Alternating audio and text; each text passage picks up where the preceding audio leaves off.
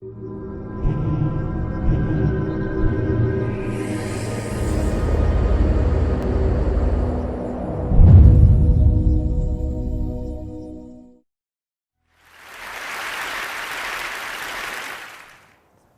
you hear me in the back? I'm specifically asking is because what I'm going to talk about is all about hearing. So in 2010, one afternoon, I was in a child development clinic in All India Institute of Medical Sciences. There, a parent walked in to the clinic with his 5-year-old son and said, "Ye bolta nahi hai. He's not able to speak." The doctor examined the boy and said that he's not able to hear. That's why he's not able to speak. And nothing much can be done about this. That instant shocked me. And I started asking many questions to myself. Like, why didn't the parent bring the baby to the clinic at the right time? Can't we do anything about this condition now? And even if we do intervention, can we bring back his speech? And how big is this problem? This really disturbed me. I went back to my lab and started searching for answers to these questions.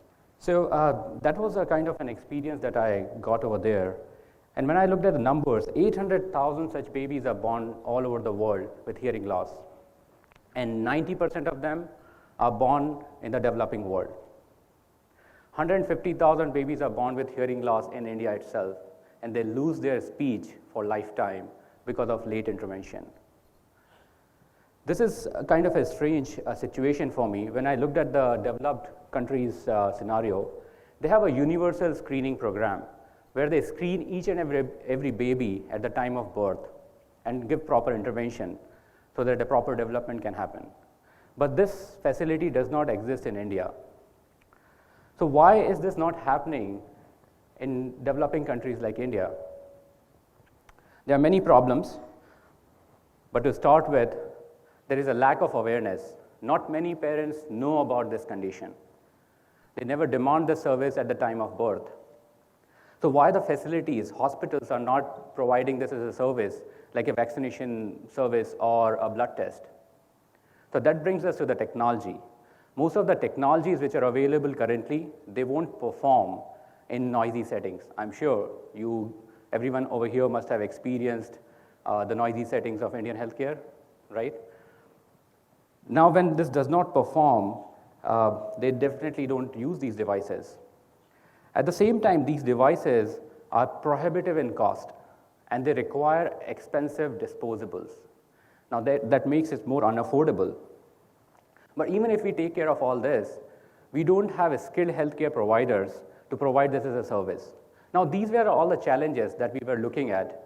So this is the calendar that we designed. This is an inexpensive solution that we are giving to parents at the time of antenatal clinic, so that they can get aware of hearing milestones, they can aware of this condition, and they can start demanding the service at the time of birth. At the same time, we have developed an application which anybody can track the baby's milestones, hearing milestone, in the first year of life. So even if there is a late onset of hearing loss, they can detect that. Now we come down to some of the other problems, like technological problems, like how do you make the technology perform in noisy settings? I will just show you one video here. Sorry about this. So anyways, this video is not going to play. This talks about the problems that we have in most of the clinics. There are too many people accessing these clinics. There is too much noise in these settings. And you can imagine how stressed the baby would be in such conditions. At the same time, there is a lack of skilled healthcare providers, and there is no modality through which we can provide aftercare. This is our solution, Sohum, the novel hearing screening device. This works on a simple principle of auditory brainstem response. We say it's like brain signal acquisition. This works like you place 3 electrodes onto the head of the baby, you give us 3 stimuli inside the ear, and then you capture some EEG data to figure out whether the baby can hear or not. And you finally give the results as pass or refer. This basically comprises of 3 basic components, 3 novel innovations that we did. As you can see on the left, there is a band on the head of the baby. This contains the electrodes. It's very easy to fit. It fits different head sizes and also very easy to clean.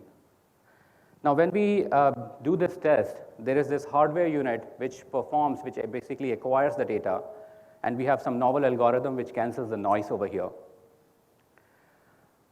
Finally, we get an interface which is very easy to use by healthcare workers. We finally get the result, an automated result, in the form of a pass or refer. So they don't need to interpret the result themselves. If the result is pass, the report is printed to the family. And if it is refer, they will be referred to a nearby audiologist who is going to provide intervention in form of hearing aid or cochlear implant. And then this is enabled through a telemedicine module. So this particular device is meant for mass screening because it is completely non-invasive, it is safe, it can perform in noisy settings, it does not require skilled healthcare workers to perform the test, and we are ensuring an aftercare cycle in this device. So when we talk about devices, we also need to understand that there is a need for implementation of these devices. We have particularly focused on urban areas as well as rural areas, and we have created strategies over there. Now, in the urban areas, we are engaging maternity homes and pediatricians who are going to provide this service. And in rural areas, we have created a novel way to engage local healthcare workers. We are engaging general practitioners as well, so that they can start hearing screening at the time of birth. Right now, we have this device installed in several clinics across India. We have also a few installations in Guatemala and in South America.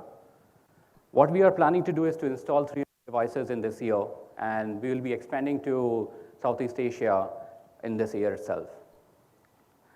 Coming to some of the other factors in this device, this is a world-class product with a high quality and meant for global healthcare. We are not restraining it just to India or just to developing countries. We are ensuring that this is not just a product, but it's also a service, so that each and every baby, no matter what, where she is or he is born, should get access to hearing screening and become a contributing and responsible citizen in the society. The third important factor is to enable healthcare workers. We are ensuring that healthcare workers get incentivized in this process so that they get motivated to screen babies. This is really important because this is a huge task. 26 million babies are born. And how can we make sure that everybody gets screened? How do you create a social enterprise? There are many ingredients which goes into it. I want to focus on one particular idea, which is need identification. How would you figure out what need to solve? Now, this is a very tricky part because innovation is all about finding the right need. How would you make sure that you are working on the right? Now, I always believe that you really need to empathize or you really need to understand the environment around you. You need to be sensitive about it. Then only you can reach to the right need. I'll give you another example. This is my village. The name of the village is Amgaon, not because there are many Aam Aadmi there, but because there are many mango trees. So that's why they call it Amgaon. He's my father. He's a farmer, and I often go and talk to him and his fellow farmers there and wanted to understand what are the problems there, because farming is an intense business. It's a 4-month cycle, and it is almost like doing an enterprise resource planning for 4 months and then again reiterate on that. And there are unsure productivity, and there are so many factors which affect that. I thought, why don't I use my design and medical device needs finding technique and problem identification to find unmet needs in this scenario in Central India. I wrote to Bill and Melinda Gates Foundation and IDEO, and they supported me. I did intense research, and I found many unique needs there. There was a farmer who was worried because he has to travel a kilometer and biting cold at 4 o'clock in the morning just to switch on the pump. There was a farmer who was worried he doesn't know how to use fertilizer because he doesn't know what is there in the soil there was no soil testing facility around. They were so worried about water and electricity, which they really need at a certain point of time. There were many such needs. I very well documented and researched 56 well-defined needs and published them on IDEO online platform. I started getting response from all over the world. There were people from Ethiopia, from Argentina, from Pakistan. All these farmers started replying on those, and they expressed their similar concern on these problems. I started giving these needs to a group of B school students, technocrats, policymakers, so as to generate some system-level solutions. And I'm hopeful that in few months we will be going to see some social enterprises coming out of this. So this is just an example of figuring out some of the needs. What I believe is that innovation is systematic. You can really do an innovation cycle in a systematic manner, and you can find problems which are more about your environment. I really like the theme here, which is look. So this is all embedded inside this. I'll just show you one, this is just an image from a sketchbook, which I always carry around. Here I was actually sitting in an emergency care setting, and I was observing different kind of needs there. There were needs like they were struggling to transfer patient from point A to point B, and there were like a lot of damages happening in that transition. There was a doctor struggling to put an IV in a collapsed patient because he has lost too much blood. He was not able to find an vein there. So there were many such problems. But what I was trying to see is like I was observing everything. I was people waiting there. So that actually started giving me more insights about that situation, and that is how I collect needs and I empathize with the environment. This is just one way of doing needs finding.